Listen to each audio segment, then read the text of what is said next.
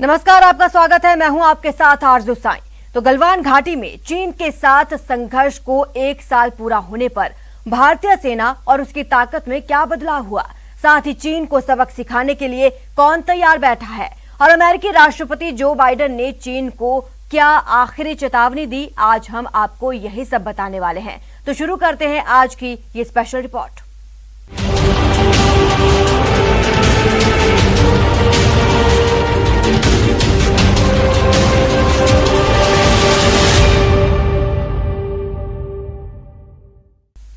चीन के साथ गलवान में हुए संघर्ष को 1 साल बीत चुका और इस 1 साल में चीन अपनी साजिशों से बाज नहीं आया। लिहाजा भारत ने गलवान घाटी और पूर्वी लद्दाख समेत दूसरे विवादित इलाकों में अपनी सैन्य ताकत बढ़ानी शुरू कर दी है। भारत ने ऐसे मारक हथियार तैनात किए जिससे चीन भी घबराता है।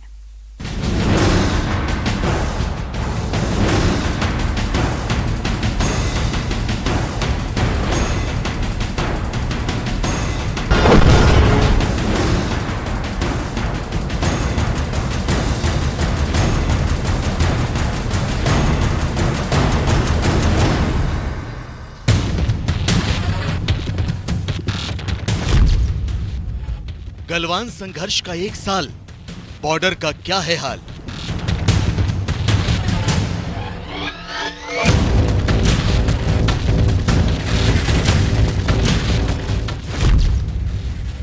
चीन ने बुना मकर जाल तो भारत करेगा पलटवार।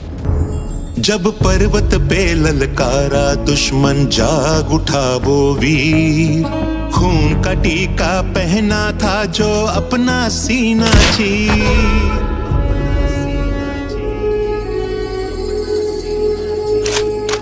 15 जून 2020 यही वो तारीख थी जब गलवान घाटी में भारत और चीन की सेनाओं के बीच हिंसक झड़प हुई।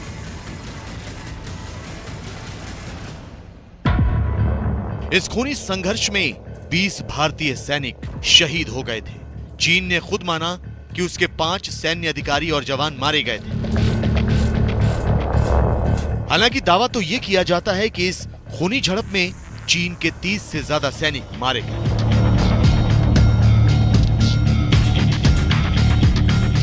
गलवान में हुए इस संघर्ष के बाद सीमा पर तनाव के हालात पैदा हो गए। पूर्वी लद्दाख में दोनों सेनाएं आमने सामने आ गई। हालांकि अब कई मोर्चों से चीन की लाल सेना लौट भी चुकी है, लेकिन कुछ जगहों पर अब भी दोनों सेनाएं एक दूसरे के सामने तैनात हैं। चीन किसी भी वक्त अपनी नई साजिशों से पहाड़ की बर्फीली चोटियों पर माहौल गरमा सकता है। लिहाजा भारतीय सेना पूरी तरह मुस्तैद है। भारत के सेना प्रमुख मनोज मुकुंद नरवणे ने न सिर्फ 15 जून 2020 को शहीद हुए जवानों को श्रद्धांजलि दी, बल्कि चीन की चुनौतियों से निपटने के प्लान पर भी मुहर लगाई। पिछले 1 साल में पूर्वी लद्दाख में भारतीय सेना ने चीन की हेकड़ी को खत्म करने के लिए अपने सैनिकों को इस कदर तैयार कर दिया है कि अब भारत पर दादागिरी दिखाने के लिए चीन को कोई दूसरा उपाय ही सोचना पड़ेगा। भारत ने चीन की रणनीतिक और सामरिक तौर पर ऐसी कमर तोड़ी है कि अब उसके पास कोई दूसरा रास्ता नहीं है। लेकिन भारतीय सेना को चीन की साजिशों का ध्यान है। इसी वजह से भारत ने अपने सैनिकों को LAC पर सर्दियों में तैनात रहने के साथ साथ उनकी ताकत में भी जबरदस्त इजाफा करना शुरू कर दिया है। चीन से लगती करीब 4000 किलोमीटर की सीमा रेखा को सुरक्षित करने के लिए भारत ने कमर कस ली है। भारत ने आधुनिक हथियारों की तैनाती के साथ ऊंची चोटियों पर लंबी जंग लड़ने की तैयारी कर ली है। 15 जून 2020 के बाद भारतीय सेना ने किस तरह ड्रैगन के पांव में बेड़ियां डाली हैं, उसकी इनसाइड स्टोरी देखिए। भारतीय सेना ने अपनी टैंक रेजिमेंट को मजबूत कर लिया है। भारतीय सेना की टैंक रेजिमेंट इस वक्त लद्दाख और उत्तर पूर्व से सटे LAC के इलाकों में तैनात है। T-90 और T-72 टैंक पूर्वी लद्दाख में चीन को सबक सिखाने के लिए मोर्चा संभाले हुए हैं। हालांकि चीन के पास ऐसे हल्के टैंक हैं जो प्लेटू यानी कि पर्वतीय इलाकों में बेहद कारगर साबित हो सकते हैं। लिहाजा भारत हल्के टैंक खरीदने की दिशा में भी काम कर रहा है। पिछले दिनों राजनाथ सिंह की रूस यात्रा से स्प्रूट टैंक खरीद की बात सामने आई थी। रूस ने ये हल्के टैंक बेचने की पेशकश की थी और रक्षा मंत्री राजनाथ सिंह को इससे जुड़ी जानकारियां भी दी थी। वैसे रूस में बने स्प्रूट टैंक से चीन भी खौफ खाता है, क्योंकि स्प्रूट दुनिया का एकमात्र हल्का एम्फीबियस टैंक है। ये जमीन के साथ पानी में भी चल सकता है। ये पानी पर चलने के दौरान भी गोले दाग सकता है। इसमें 125 मिलीमीटर की एक गन लगी है। इसके अलावा स्प्रूट टैंक से गाइडेड मिसाइलें भी दागी जा सकती हैं। इसमें लगी मशीन गन से नीची उड़ान भरने वाले हेलीकॉप्टरों को भी निशाना बनाया जा सकता है। स्प्रूट टैंक एक बार ईंधन भरने के बाद 500 किलोमीटर की दूरी तय कर सकता है। इस लाइट टैंक का सवाल है, ये एक मीडियम वेट तकरीबन 18 टन का टैंक है, तो तकरीबन उसी रेंज से थोड़ा ऊपर आता है जितने में कि हमारी ICV BMP आती है, उस वेट कैटेगरी के थोड़ा ऊपर। और जहाँ तक कि T90 का सवाल है, उससे तकरीबन ये 40% वेट का टैंक है, क्योंकि ये टैंक जो है ये ज़्यादा वर्सेटाइल है। और इस लेवल का अगर आप कोई टैंक या युद्धपोत लेंगे तो ये जो है ये एयर लिफ्ट हो सकता है। और जो कमियां आई थी हैवी टैंक को ले जाने के लिए प्लेटो तक, तिब्बत के एरिया तक हमारे तरफ से, उस पे जो ईज़ ऑफ मोबिलिटी है वो इस लाइट टैंक के द्वारा हासिल किया जा सकता है। पुराने हो चले इंसास राइफलों को भी पूरी तरह से बदलने का काम तेजी पर है। LAC पर जारी विवाद के बीच भारतीय सेना को दुनिया की सबसे खतरनाक असॉल्ट राइफल दी गई है। 14 महीने से लगातार भारतीय सेना हाथों में 6 और राइफल लिए चीनी सेना का मुकाबला कर रही है। दरअसल 1.5 लाख 6 और राइफल फास्ट ट्रैक प्रोसीजर के तहत अमेरिका से ली गई। ये वजन में काफी हल्की है और इस राइफल की सबसे खास बात है इसकी सटीक मारक क्षमता। इस राइफल की रेंज 400 मीटर की है और ये सटीक निशाना लगाती है। एक साल में जब ये चुनौती सामने आई गलवान में, तब से लेके अभी तक हमारी जो रणनीति रही है ग्राउंड में, हमारी जो मूवमेंट हुई है फौजों की, रिजर्व्स की, टैंकों की, ICV BMPs की, हमारे जो एयर एफर्ट है, चाहे वो चिनूक्स हों, चाहे वो C-130s हों, उनकी जो मूवमेंट हुई है, चाहे हमारे AD सिस्टम्स की मूवमेंट, इंजीनियर्स की मूवमेंट, चाहे हमारे बॉर्डर रोड ऑर्गेनाइजेशन के द्वारा जो सर्दियों के टाइम पर भी जो रास्ते बनाए गए हैं, हमारा जो इंफ्रास्ट्रक्चर जो बड़ा है, जो देश की जो दृढ़ता है ये करने के लिए, ये काफ़ी उभर के आई है।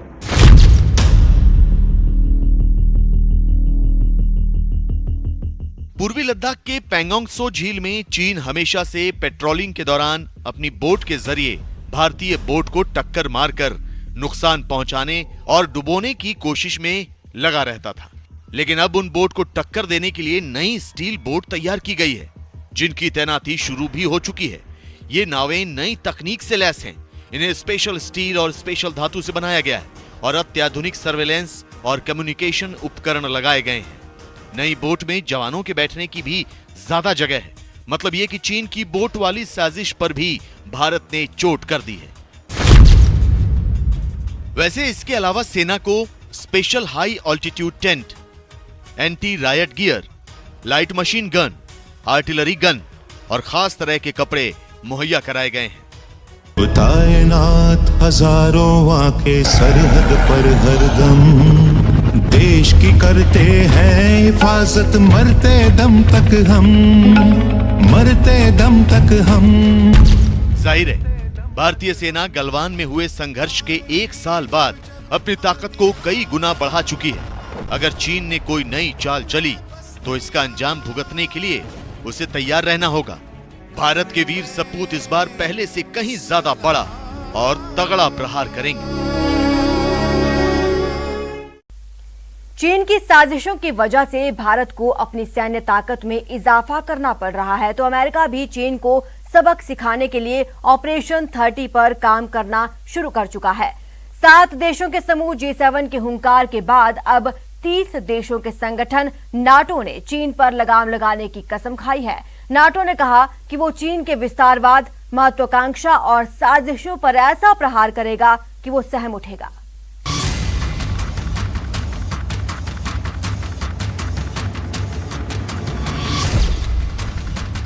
कुछ ही घंटों पहले G7 देशों ने चीन को चेतावनी दी थी।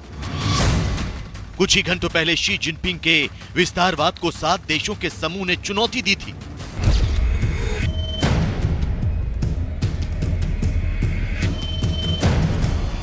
तो अब ड्रैगन को नाटो ने चेतावनी दी है। नाटो ने चीन को एक गंभीर चुनौती बताया है। नाटो के नेताओं ने ऐलान किया है कि चीन दुनिया की सुरक्षा के लिए लगातार चुनौती बनता जा रहा है। चीन अंतर्राष्ट्रीय नियमों से अलग अपने कायदे कानून बना रहा है। चीन काफी तेजी से परमाणु मिसाइल विकसित कर रहा है। China's growing influence and international policies presents challenges to alliance security. What you have to realize is that NATO has come a long way. The first time we mention China in a communique, in a document, in a decision from NATO leaders was 18 months ago. उधर Brussels में NATO के headquarter पहुंचे अमेरिकी राष्ट्रपति ने अपनी नई नीति और चीन के खिलाफ नए एजेंडे का ऐलान कर दिया। जो बाइडेन ने कहा कि यूरोप की सुरक्षा अमेरिका की एक अहम जिम्मेदारी है। किसी भी देश से यूरोप को डरने की जरूरत नहीं है। अमेरिका उनके साथ मौजूद है। अमेरिका के रहते यूरोप का कोई कुछ नहीं कर सकता। नाटो हम सभी के लिए बेहद महत्वपूर्ण है।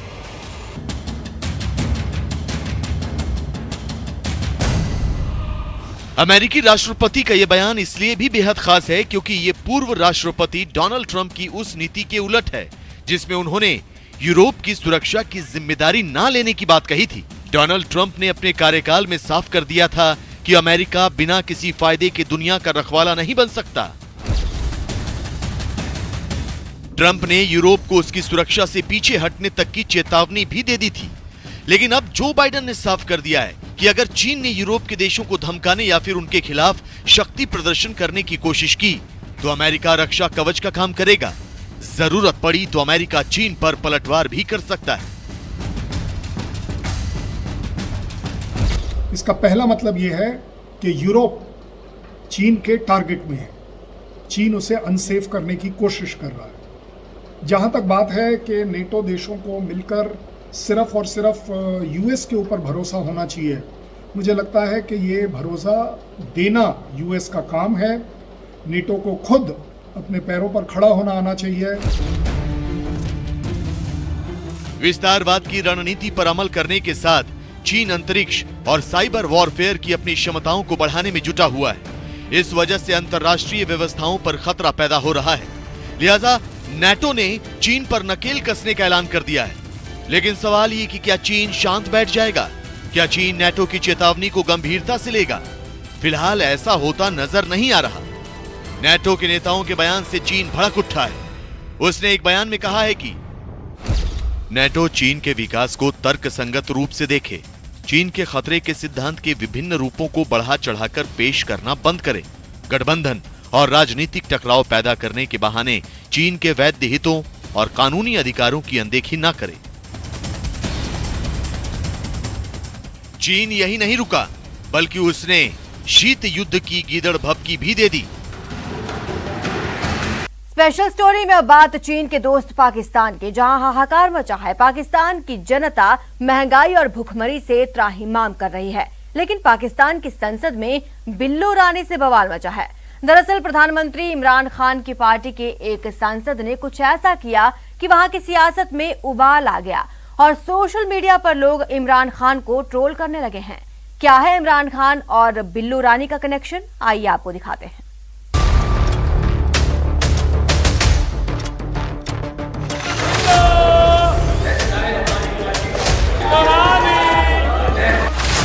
इमरान के सामने सांसद की बदजुबानी।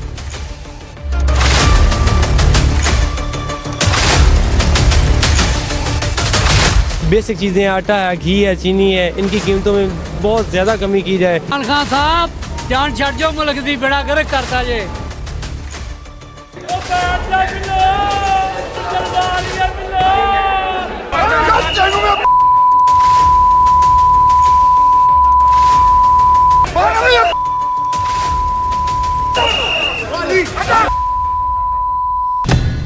जनता पर महंगाई की मार, संसद में हुई छेड़खानी।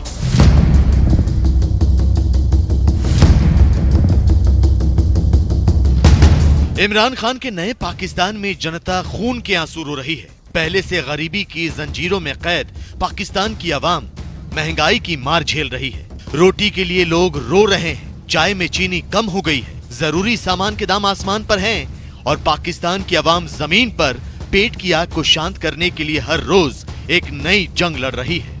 बाहर लॉकडाउन चल रहा, शहर बाजार नहीं खुले, इस करके कोई आवाम आ नहीं रही, बाहर निकल नहीं रही, कोई रोजगार नहीं है। सुबह का टाइम देख लो 5:06, अजे तक 3 चक्कर लाए, 120 रुपए का एक चक्कर बनता वा।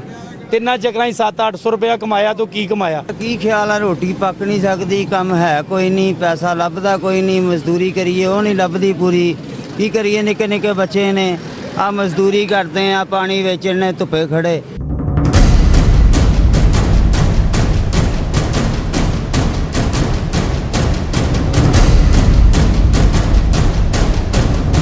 जनता की परेशानियों को कम करने की जिम्मेदारी किसकी है?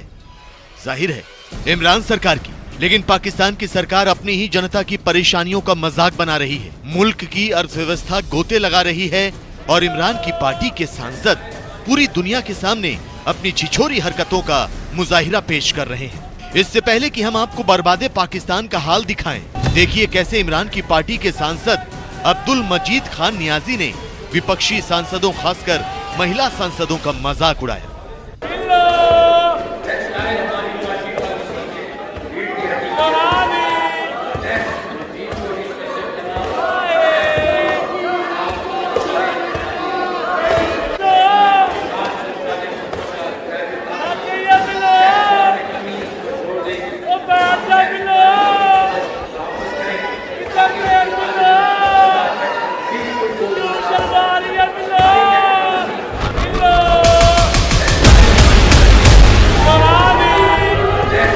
जून को शूट किए गए इस वीडियो में इमरान खान नियाजी की पार्टी के सांसद अब्दुल मजीद खान नियाजी ने एक महिला सांसद के खिलाफ असंसदीय भाषा का इस्तेमाल किया। कभी बिल्लो रानी तो कभी थक गई बिल्लो, बैठ जा बिल्लो बोलते रहे। यही नहीं, नियाजी अपने साथी सांसदों के साथ ठहाके लगाते और दूसरे नेताओं को अलग अलग नामों से पुकारते भी नजर आए। खास बात ये कि नियाजी के पास बैठे किसी भी सांसद ने उन्हें रोकने की कोशिश नहीं की, अलबत्ता सभी इस फूहड़ मजाक का हिस्सा बनकर हंसते रहे।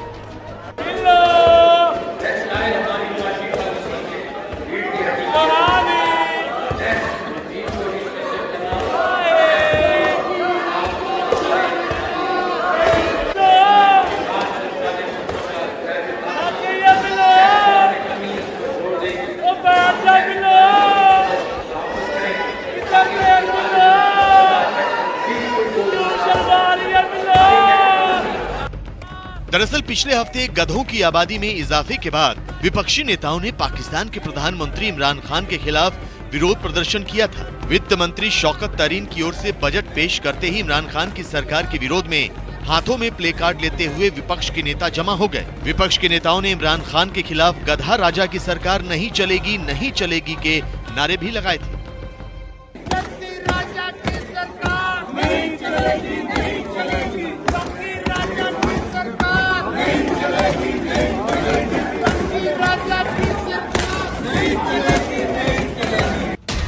तो इसी के जवाब में इमरान खान की पार्टी के सांसद ने मर्यादा भूलकर ऐसी करतूत की जो आज न सिर्फ सोशल मीडिया पर वायरल है, बल्कि इसकी वजह से इमरान खान को शर्मिंदगी भी उठानी पड़ रही है।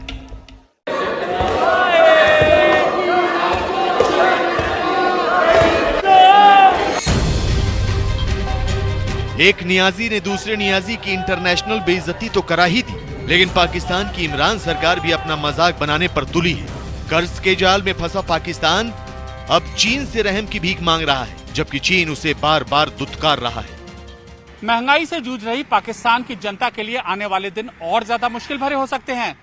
उसका जिम्मेदार है पाकिस्तान सरकार की कर्ज नीति। खबर यह है कि पाकिस्तान के पास कर्ज का ब्याज तक चुकाने के लिए पैसे नहीं है। चीन को 100 करोड़ रुपए पाकिस्तान को जो लौटाने हैं उसके लिए उसने 1 साल का वक्त मांगा है। पाकिस्तान की अर्थव्यवस्था तो कब की पटरी से उतर चुकी थी, अब वो वेंटिलेटर पर है। किसी भी वक्त पाकिस्तान की अर्थव्यवस्था की सांसें उखड़ सकती है, लिहाजा इन सांसों को कुछ और दिनों की मोहलत मिल जाए, इस गरज से इमरान खान ने चीन के प्रीमियर ली कुचियांग को एक चिट्ठी लिखी। इस चिट्ठी का मजमून यह है कि पाकिस्तान को 100 करोड़ रुपए का कर्ज लौटाने के लिए 1 साल की मोहलत दी जाए। पाकिस्तान की अर्थव्यवस्था पर बहुत ज्यादा दबाव है, ऐसे में 23 जुलाई की तय तारीख पर पाकिस्तान चीन को कर्ज के पैसे नहीं लौटा पाएगा। लेकिन सवाल ये कि अगर पाकिस्तान को चीन ने 12 महीनों की मोहलत दे भी दी तो इन 12 महीनों में इमरान खान ऐसा क्या चमत्कार कर देंगे कि वो आसानी से चीन को 100 करोड़ रुपए लौटा पाएंगे। इंडस्ट्री जो है उनकी बिल्कुल बैठ चुकी है। नई मॉडर्नाइजेशन प्रोसेस वगैरह जो उनको अप्लाई करना था वो नहीं किया है उन्हीं ने, और न ही उनके पास फॉरेन इन्वेस्टमेंट कोई उस मुल्क में लगाने को तैयार है। बड़ी कंपनी भी नहीं आ रही है। इस कारणवश उनकी दशा बहुत ख़राब है। खर्चे बहुत हैं, सेना का खर्चा खास तौर से बहुत ज़्यादा है और बड़ी रकम जो है सेना के पास चली जाती है। नीति परिवर्तन भी नहीं कर रहे हैं। इमरान के पास कोई जादू की छड़ी तो है नहीं कि छड़ी घुमाई और पैसे बरसने लगे। लिहाजा इसकी उम्मीद बहुत कम है कि 1 साल के बाद भी पाकिस्तान चीन का कर्जा उतार पाएगा। हाँ, पाकिस्तान ये जरूर कर सकता है कि किसी दूसरे देश से कर्जा लेकर वो चीन के पैसे लौटा दे, क्योंकि अब तक इमरान खान इसी तरह टोपी घुमाते रहे हैं। वैसे बुरी खबर ये है कि अब टोपी घुमाने का वक्त भी जा चुका है। पाकिस्तान बकाया राशि और कर्ज के मामले में डेंजर जोन में आ चुका है। पाकिस्तान पर करीब 30,000 करोड़ का कर्ज हो गया है। उनके पास स्वयं पैसे नहीं है। पैसा जनरेट करने के लिए इंडस्ट्री की ज़रूरत होती है, वो इंडस्ट्री आ नहीं सकती और बाहर से पैसा आ नहीं रहा है। इन्वेस्टमेंट अगर आता तो शायद मैं समझता हूँ उसके लिए, क्योंकि वहाँ के हालात इतने ख़राब है, इनस्टेबिलिटी है, अराजकता फैलती जा रही है मुल्क के अंदर। तो इस स्थिति में कोई बड़ी कंपनी वहाँ पे पैसा लगाने को भी तैयार नहीं। फिलहाल आलम यह है कि इमरान खान शी जिनपिंग से मिन्नतें कर रहे हैं, लेकिन चीन अपने फायदे के लिए लंगड़े घोड़े पर कब तक पैसे लगाएगा। इससे पहले भी चीन ने पाकिस्तान को पैसे देने से इनकार किया था। अब इस बार भी वो अपने पैसे वापस मांगने लगा तो पाकिस्तान किसका दरवाजा खटखटाएगा। जाहिर है ना तो पाकिस्तान की मैंगो डिप्लोमेसी काम आ रही है और ना ही अफगानिस्तान के बहाने अमेरिका को ब्लैकमेल करने की रणनीति। मतलब ये कि पाकिस्तान का अस्तित्व बहुत जल्द मिटने वाला है।